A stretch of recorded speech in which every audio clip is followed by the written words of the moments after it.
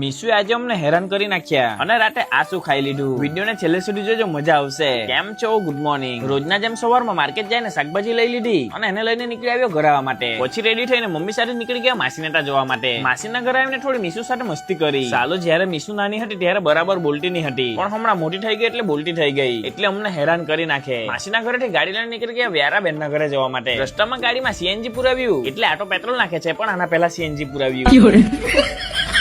હમણાં રસ્તામાં અમે ફ્રૂટ લેવા માટે ઉભા છે તો રેયુએ હેરી સાથે મસ્તી કરી, તો હવે મીશુ પણ રેયુને કહે છે કે મને પણ આવી રીતે મસ્તી કરાવ. ફ્રૂટની લારીમાંથી મેં એક આલુ ચોર્યું અને પછી ખારીક ચોરી, અને ચોરીનો માલ ખાવાની કઈ અલગ જ મજા છે.